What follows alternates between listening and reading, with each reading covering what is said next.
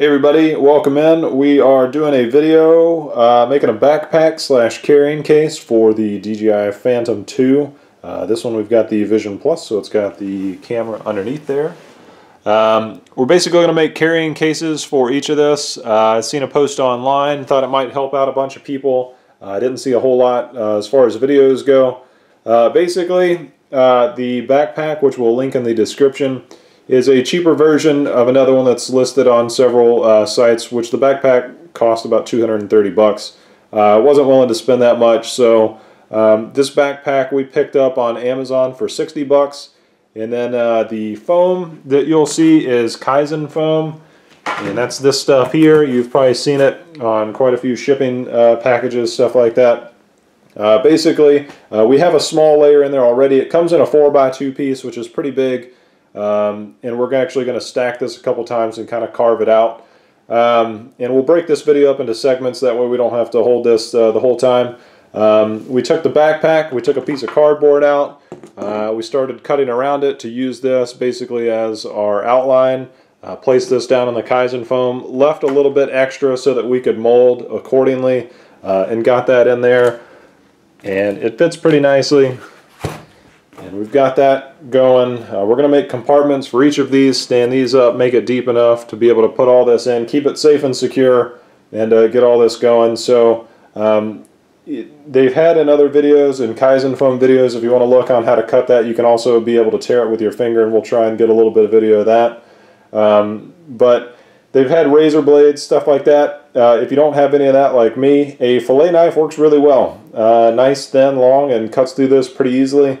If you're cutting on corners, rounding off stuff, you can even use a pair of scissors, but we're going to stick with the fillet knife. So we're going to go ahead and put some other ideas in here and get this going, but we're going to get this in here, we're going to get it seated nicely. We're using a design from the other backpacks to show exactly how they have it. We're going to do a similar design, we're just going to do it ourselves. So we'll do this next part here and get this going.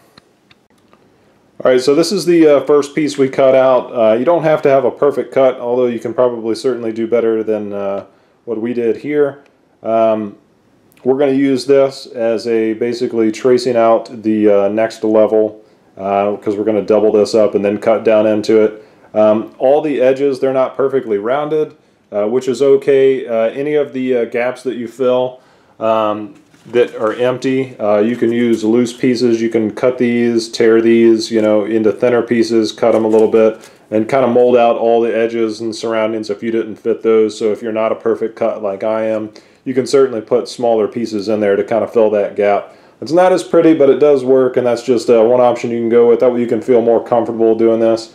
If you're worried about precision, you can always just put in tiny pieces. So we'll trace this out here in a second. Go ahead and cut us another piece and get this going. Alright, we've got the top layer and the bottom piece that we're going to have here. We're just basically going to cut around with our fillet knife. If you have a better razor, certainly do that. But you just use this, the top layer, like I said in the earlier part, you just take the cardboard, do the first layer, and then you can use this one to go ahead and do the second layer and make it quick and simple.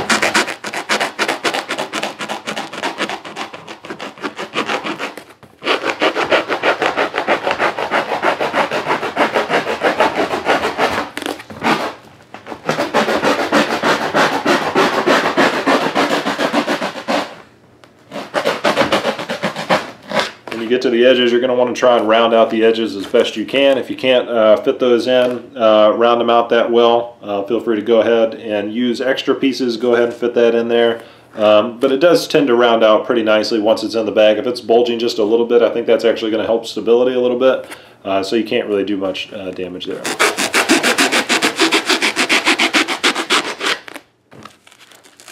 These come off pretty easy, and when you get down to it, you can just take these, and they're in layers, so you can just easily get your fingers in there and tear them off and make the layers. So we finished that cut. We've got both of our layers here. We're going to be able to go ahead and cut down into it. You're basically going to, one good way to do this is to go ahead and make sure your gimbal locks in place for this. Go ahead and turn this upside down. You're going to trace this, and you're basically going to make the lines for the edges here so that the arms will be able to sit down into the foam, and that's going to be where the stability is. You're going to leave the inside area here. You're going to leave that open, obviously, for where the camera can sit and where the legs and everything go, and the stability part is going to be more towards where the arms are. I know in some of the other backpacks I saw, they're making it as if the battery is in and there's a small little notch, and we'll try and do that just to keep it uniform with how they have it done. Obviously, we're not using any type of precision cutting tools, but we're also saving ourselves about $160, $170 by doing it this way. So if you're not into looks and you're into saving money, this is definitely one good way to do it. So we'll go ahead, we'll trace this and start making the cuts for the arms and get this in. Okay, so one of the things that we ended up doing, this is before you go ahead and get everything in place, we took a couple small strips like this. These are actually cut in half. We took these and we basically made a perimeter around the outside, took a couple small pieces on the ends and made one. And this way it's high enough for the drone to go ahead and sit down in the case. And the same thing for this here. We're going to just have this sitting more upright instead of laying down, obviously. So we'll get that, and that will protrude a little bit, and this will also give the drone a little bit chance to sit down in the foam as well. So we left a hole in the middle of it, and we're going to go ahead and cut that down into it and let that be able to just sit in there. So we'll go ahead and we'll trace out the lines here and cut each into everything else. We're going to do our batteries here. We've got the 2 batteries there. We're going to make a small slot for the propellers. And the tools that you're normally going to want to carry with, because you will have to take your props off when you are disassembling it to put it back in the bag. And those you can throw in any number of the packs that are being held around here. You could even do that with the propellers if you're feeling safe.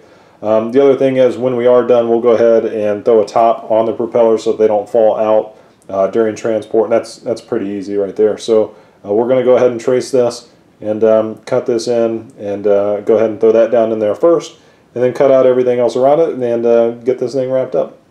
Okay, so we've got our rough trace in place. We want to make sure this fits fairly snug, so we'll get this going. You're not going to cut too deep where the arms are, because those are just going to rest ever so slightly in there. The main part in the middle is where we're going to cut out so that it can just sit down in there and the camera won't have anything hitting it or pressing against it. You always want to make sure you have your gimbal lock in place and your lens cap for when it is sitting down in there, just in case. So we'll go ahead and cut this out, and then we'll throw this bad boy in it. Okay, so we've got our shallow cuts. We went ahead and pulled up a little bit here. In case you haven't worked with Kaizen foam, you can make your shallow cuts, and you can just get your fingers under there and just pull up. And since it is layered, you just get your fingers under there and you just keep tight underneath it. And you're going to go ahead and pull up, and you can continue to make more cuts as this goes along. But you can just pull this up with your fingers, just stay nice and tight to it, and don't try and pull it. Make sure and keep your fingers under there and pull it up as you move along, and you'll get a nice, fairly smooth pull there because it is layered and it's easy to tear up there. So you're going to get these nice little shallow layers, and if it doesn't fit, and this could be some trial and error, feel free to go ahead, keep it shallow, go ahead and try and put the drone down in there, see if they fit in there nicely, and if they don't, go ahead and you can just take your knife and you can get right under there. Let's see if we can get a little close up there, and you can get right underneath there. If you just put your finger under there, you can start pulling. So we'll go ahead and see how this fits, and we'll go ahead and pull all this up, go ahead and cut out the middle, and show you guys the end result there. Okay, so as you can see, we've got the arms in place. One of the things you'll keep in mind, obviously this is going to be squared out a little bit because that's where the legs go. So you're going to get the legs in there, you're going to cut all the way down. We have a nice open gap there at the bottom, so now we've got the Phantom sitting in here nicely. I might have messed up that arm just a tiny bit, but we've got a nice solid hold in there. Everything seems to be sitting pretty well. It's not going anywhere. You'll see it's taken the entire bag with it. So it sits in there nicely. You just got your fingers under there, you dug out the trace, and we've got everything in there. So we'll go ahead and we're going to start doing the other components with the batteries, the controller and everything else, and wrap this thing up, and we'll show you guys how this works. So hopefully this has been helpful so far, and let's get the rest of this wrapped up. Okay, so we've got the controller in, and if it looks really messed up, that's because it is. Originally I thought we were going to put this thing in upright, and then you find out that it's sticking up way too high, so you have to compensate.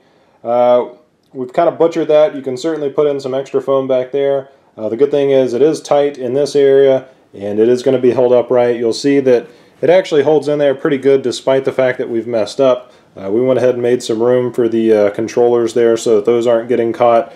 Even if it is hanging due to gravity, I am pushing this. I'm pushing the entire thing, and we're not hitting that, so that's good. We did mess that up a little. Please keep that in mind when you're doing the controller part. That clearly looks absolutely butchered, but it is going to hold everything in place. And if we need to put some extra foam in there, we can just stuff some down on the sides. We're going to move on and work on the batteries and the propellers, and we're going to start to wrap this up. Okay, so we went ahead, I traced this one originally, and then I thought maybe we should just cut around it, which is probably the way to go. You'll see that we have a nice even cut. These are not going anywhere, they just kind of sit down in here. You can just kind of pull out. Since the head of this is a little wider, I went ahead and pulled out a little extra foam here, and this just slides right in here, nice and tight, and not going to go anywhere on you. Not going to pop out, not going to, you know, fall out, and you just grab these as needed. You can certainly keep one in here, but here we've got both of our batteries. If you only have one, you can certainly go vertical with these. We went ahead and went horizontal, and we put these, this is the top of the pack, this is the bottom of the pack. We went ahead and put all the heavy stuff on the bottom of the pack just because when you're carrying stuff, it's going to be a lot easier to have the heavy stuff on the bottom. We're going to go ahead and squeeze the props in right here and get those going, and that should just about wrap this up. So we went ahead and cut out the hole for the props, which was the easiest part. We went ahead and stuffed all four down in there, and those should hold nice and tight. If you want to, you can certainly use one of the pieces that you cut out. Go ahead and stuff that down in there and keep those things locked in. So we've got the batteries that are in here nice and tight. They're not going to go anywhere. You actually have to kind of pull out of that. If you can get them in there nice and snug, you'll see that they go in there nice and tight. The controller here is not going to go anywhere up and down. Like I said, we did mess this up. I'm not going to admit that I am a perfectionist at any of this. I wish I would have done better the first time. But these are the trials and errors, so that's going to go in there. The drone is in here nice and tight. This is not going to go anywhere. You see we're grabbing on the arm. It's stuck down into the grooves that we have, so this isn't going to go anywhere. So this is it, guys. You can certainly just take this. This is a nice easy flap. It's got plenty of room, and for those of you that are wondering, this is, I guess, sort of a knockoff version of the Rush backpack, which is apparently 170 bucks. This thing is 60 bucks that we grabbed on Amazon. We grabbed the Kaizen foam, which was a 2x4 piece, and we'll leave that in the description below. That thing was 20 bucks. All got here relatively quickly, and so we went about this route. You can certainly use your tools that you're going to need, which are these bad boys, and you can throw them in any pocket imaginable. This thing has tons of pockets. If you're like me and you like to go backpacking, like to go hiking and stuff, it even has a reservoir where you can put a bladder so that you have water to go. I don't know if that would fit in here. Certainly don't even want to try putting water near this, but if you're brave enough, it's got plenty of stuff. Feel free to check that out. I'm in no way affiliated with any of these things, just my observation. This is my attempt at putting together a backpack.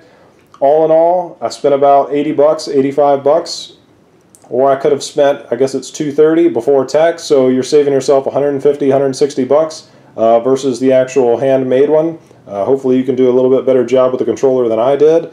It was really simple getting all this in here. Sketching all this, just flip it upside down, trace it out, cut it out, and this stuff tears up really easy. Make sure you get right under it. The batteries were really easy to get in. You could certainly go vertical if you want to make sure that they sit down deeper so that you don't have to worry about it coming up. And then the propellers. And that's it, guys. Hope this helps, and good luck.